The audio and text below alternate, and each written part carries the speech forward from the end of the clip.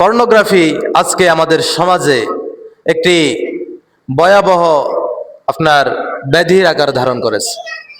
আজকে একেবারে অশিক্ষিত যে লোকটা তার থেকে শুরু করে শিক্ষিত যে লোকটা, শিক্ষিত ব্যক্তির চেয়ারে বসে আছে ওই লোকটা পর্যন্ত পর্নোগ্রাফি আজকে আমাদেরকে করাল ঘাসের মতো করে আমাদেরকে গ্রাস করে নিয়েছে।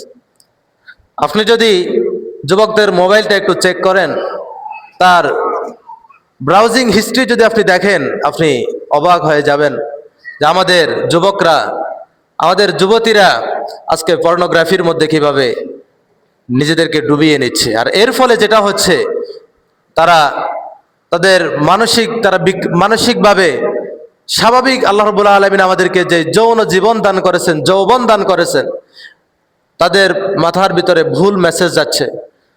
ভুল মেসেজ সেখান থেকে দেখে দেখে তারাও বাস্তবিকভাবে এটাকে অ্যাপ্লাই করার জন্য বিভিন্নভাবে মেহনত করতেছে, চেষ্টা করতেছে, বিভিন্ন অসৎ উপায় তারা অবলম্বন করতেছে। এখান থেকে অনলাইনে অফলাইনে বিভিন্ন জনের সাথে তারা সম্পর্ক করতেছে। আর দিন শেষে আমাদের সমাজ ব্যভিচারের দিকে দ্রুত গতিতে এগিয়ে যাচ্ছে।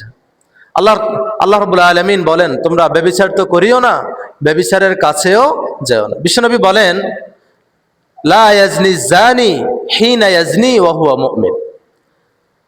জানাকার যখন জানা করে, ব্যভিচারকারী যখন ব্যভিচার করে, তখন তার ঈমান থাকে না।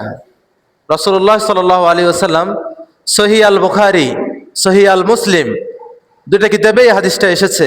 বিশ্বনবী বলেন, যে লোকটা জানা করে, জানা করার সময় ওই লোকটার ভিতরে ঈমান থাকে না।